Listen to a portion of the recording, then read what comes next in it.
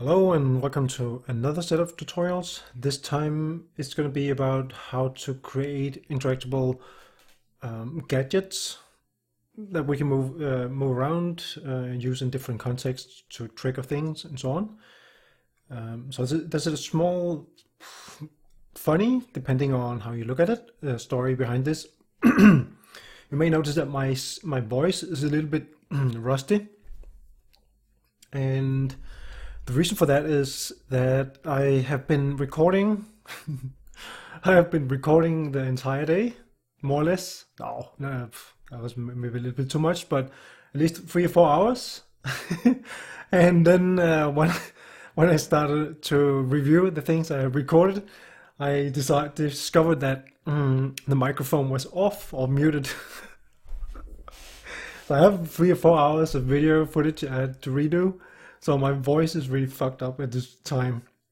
Well, I just had to get that off my chest because it's really funny and tragic at the same time. So you will have to excuse me for the husky voice. I feel a little bit wasted. I had to go out and yell some more. Maybe that's also the reason. Anyway, enough blah blah blah, because let's get on with it. So the thing is, I've got the last time I covered how to make these boxes here. Let me just review that because I'm going to be building on top of that stuff. So I can pick up a cube, and when I touch something, it's going to turn into a physics object. And once it's not, it's gonna stay one-to-one.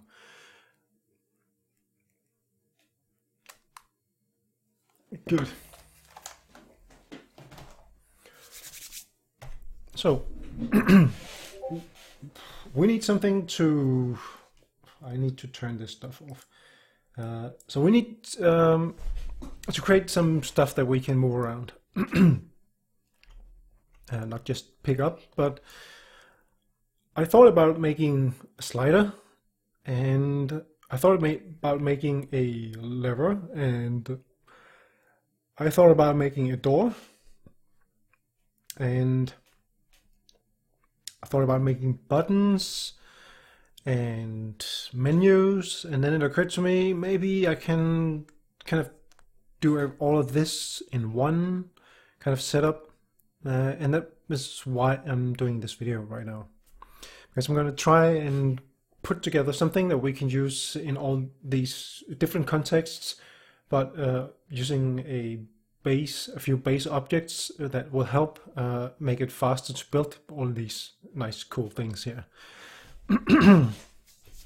So I realized that I could just use the UMG widgets, but I kind of like to experiment with new things. You might have noticed if you've been following my channel. So that is why I'm doing this. I seriously need some water. Hang on a sec.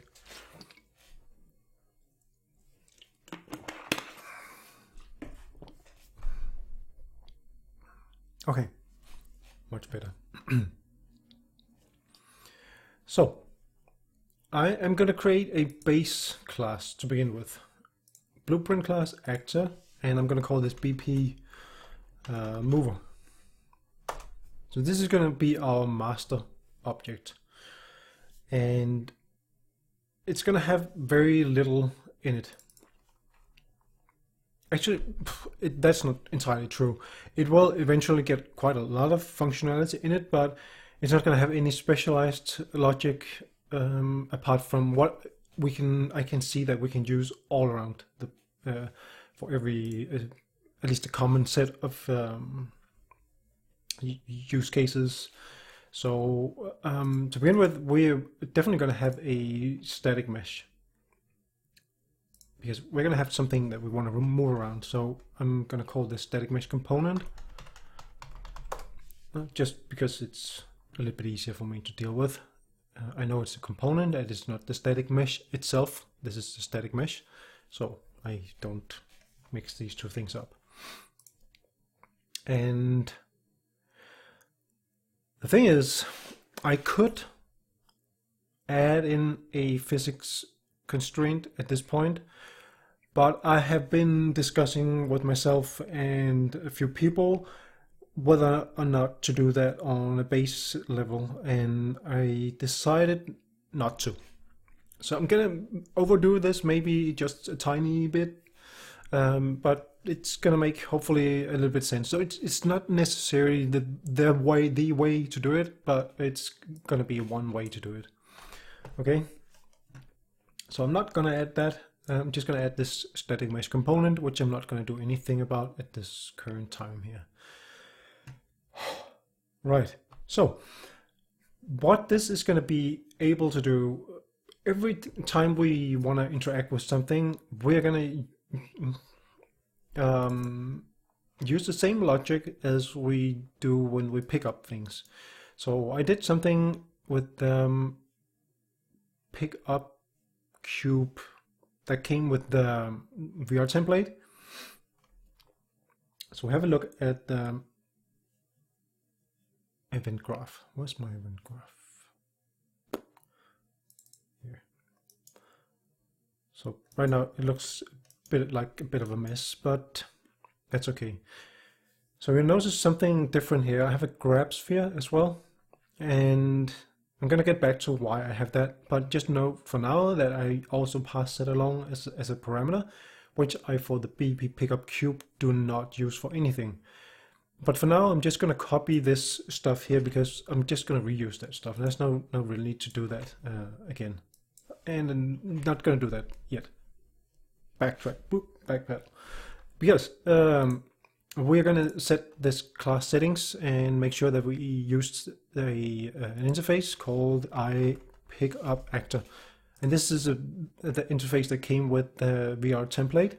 So when I then paste this stuff in, you can see it's this event pickup from the iPickUpActor. We're missing this variable here, which we're going to create. We're also missing this one, which we're also going to create. And then we're also going to create this variable, which we are also going to put out here and set like that, and give it a better name. I'm going to call this the grab sphere.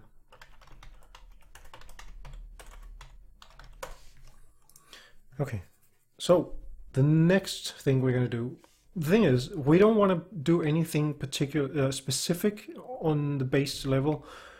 Primarily what we're going to do is raise events if we're going to do anything. So nothing specific with really, as far as I can take this. Okay. So in order to delegate some of these events up, because we basically just want to throw a bunch of events, and then we can let the actors, the child actor blueprints and parents, if it's if there's an actor that has this blueprint as a child actor, let them handle whatever needs to be done on that level. So I'm gonna make a new blueprint interface for this this one here, which I'm gonna call iMovable actor, like this. Which we're gonna create a bunch of things. So here's the thing. Since we are not picking or grabbing a thing, there's a few cases where this doesn't really hold. Actually, one I can think of right now, but that's buttons. So when you pick up something, or when you interact with a lever or a slider, you kind of pull the trigger and then you move it around like that. But when you're pushing a button, well, if it's one of the UMG buttons, it makes sense to point at it and pull the trigger. That makes pretty good sense.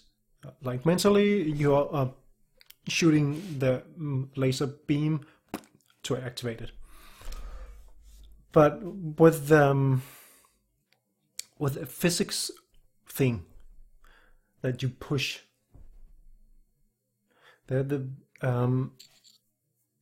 it's a gadget in front of you, then you instinctively want to put your hand through it and expect it to react to your movement. So in that case, it's going to be a little bit different. But generally, for all other cases that I can think of, you will be grabbing something. So that is why I'm discussing a little bit with myself what to call this. But I am going to call this mover. Why am I typing?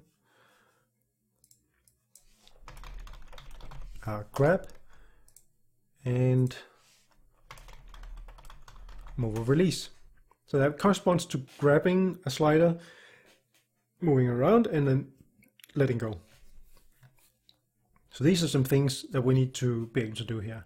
So for now, I'm gonna return to this a few times because it's gonna make sense in a bit why I don't just expand the existing interface. I could just as easily have done that, but I think it's just more clean to do it this way. So I'm also going to inherit the iMovable actor in here, or you not inherit. I'm going to implement this interface. That was a pickup cube. Fuck me, dude.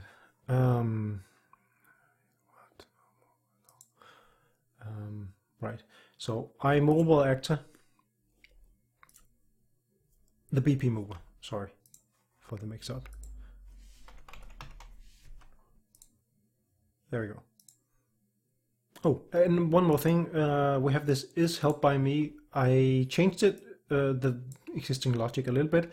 So the BP, the I pick up actor, which lives in here, with the template it came with, it has these two pick up and drop.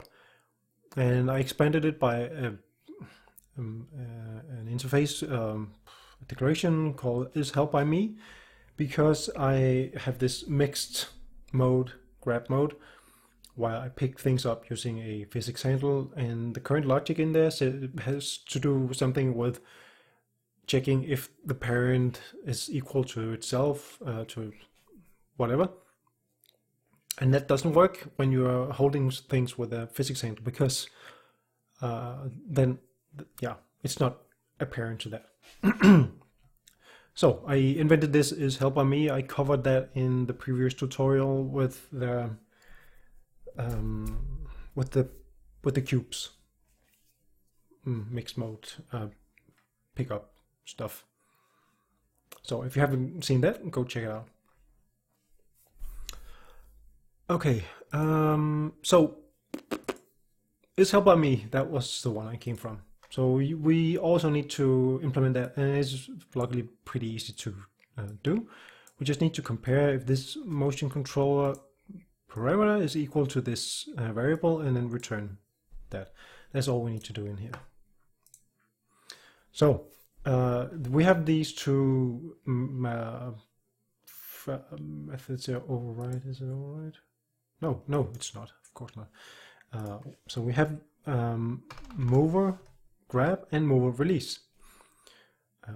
So before I just start to call them, add an event like this, which is, by the way, not exactly what I wanted. Before I start to do anything with them, I'm gonna do something which may seem like a waste of time, but it's gonna make hopefully a little bit sense, because it's just gonna make things look a little bit more clean when we start to raise events. So whenever we want to raise an event like this on a grab, for example, we're just gonna call this function here. And what this is gonna do is to say mover grab, and this is not the interface call, by the way. You want to disable context sensitive and then make a message call. That is very important, and that's what you basically want to do first. So the thing is, if this is self.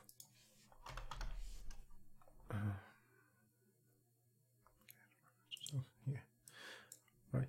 If this is just by itself, we are actually done.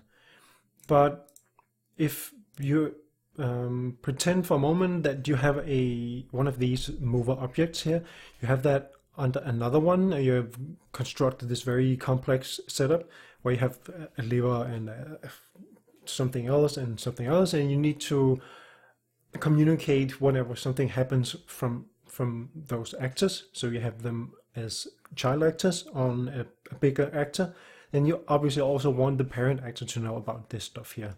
So that is why it's going to be a good idea also to say get parent actor, I think it's called, and then call the same here. Whoops.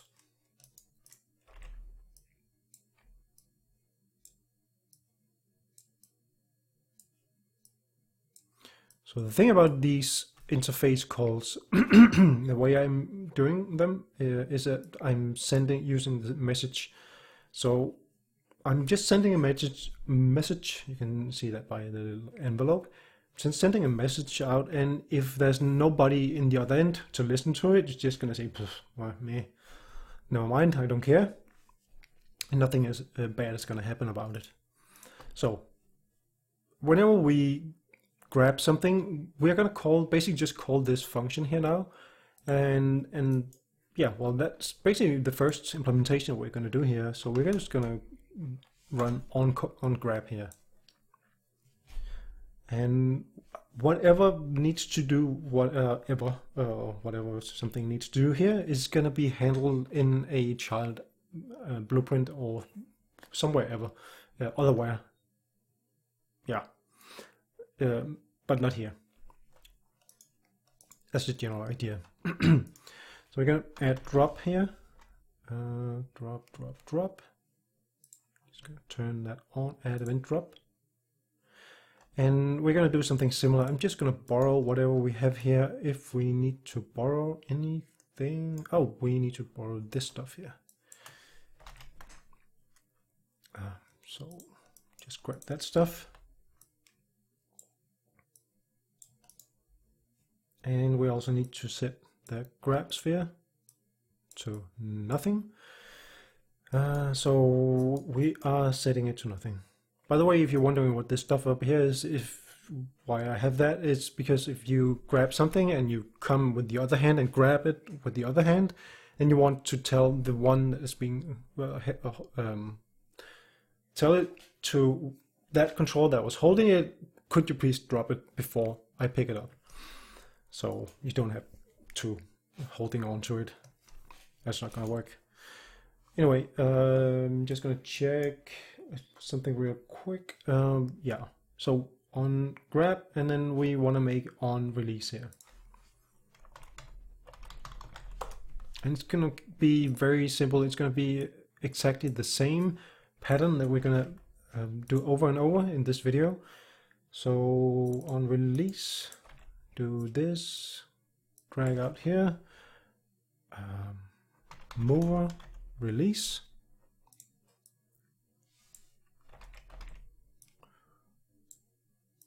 and just connect things up like that. And that should be it once we call it like that. Okay, so one more thing we should do here. Let me just check how much time I spent on this. It's 20 minutes already. Damn. I wasted a lot of time talking about why my throat is sore, and yeah, that was super important. Okay, so let's add in a few things that we will definitely always be interested in knowing about this. We want to keep track of if we are being held or not. In other words, if we are grabbed. So this is going to be a boolean, and I'm going to add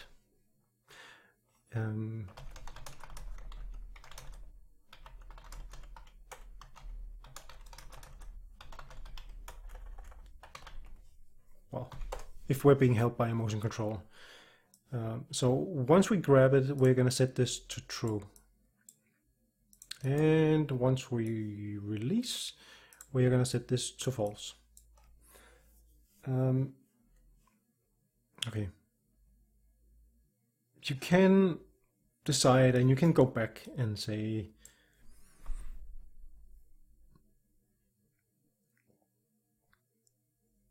let me think. Because once we call this on release, somebody else upstairs is gonna do something about it. And if they need to know if they want to check if we are grabbed, well, then it's still gonna be true. But then again, it will know that it's getting released, so it doesn't really matter in this case. But generally, you want to give this a little bit of thought when you do this. Okay. I think this is a pretty good basis for what we're going to be building here. I'm going to expand this class here in the next video. Just going to continue building stuff that we can expand on and expand on and expand on, so that we will end up with having something that is going to be super useful and easy to use when we want to build things like the stuff that I mentioned in the beginning. So thank you for bearing with me and my voice. I'm gonna get some water and then I'm gonna continue in the next video. So stay tuned and bye.